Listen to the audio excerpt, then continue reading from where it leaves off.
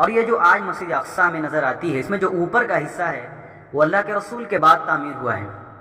اس کا جو نچلا حصہ ہے وہ اصل مسجد اقصی تھی، حضرت زکریا علیہ السلام اسی میں نماز پڑھا کرتے۔ کہتے ہیں کہ 2008 میں جب میں وہاں گیا تو خاص اس نچلے حصے سورہ آل عمران کی آیت نمبر 37 اور 39 یہ سمجھتے ہوئے چلیے۔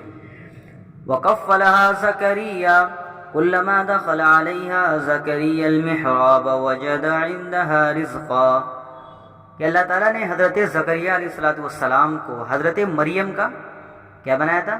سرپرست بنایا تھا۔ حضرت زکریا جب ان کے پاس آتے تو دیکھتے کہ ان کے پاس پھل موجود ہے، پوچھتے کہ یا مریم انا لکی ھذا، یہ کہاں سے آیا؟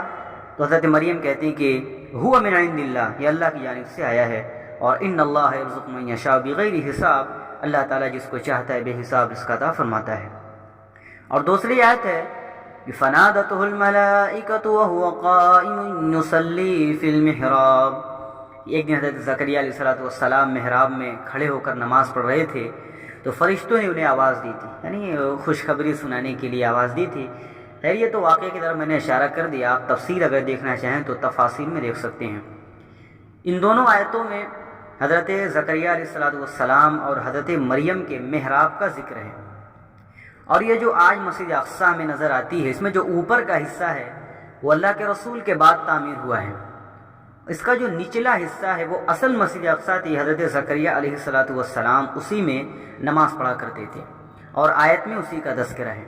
مولانا سمیع الدین قاسمی صاحب نے ایک رسالے میں تحریر فرمایا ہے، کہتے ہیں کہ 2008 میں جب میں وہاں گیا تو خاص اس نچلے حصے میں گیا، وہاں کے جو نگرت انہوں نے بتایا یہ جگہ ہے، یہاں پہ حضرت زکریا علیہ السلام نماز پڑھتے تھے، اور ایک کنارے ایک جگہ تھی، فرمایا کہ یہی حضرت مریم علیہ السلام کا حجرہ تھا۔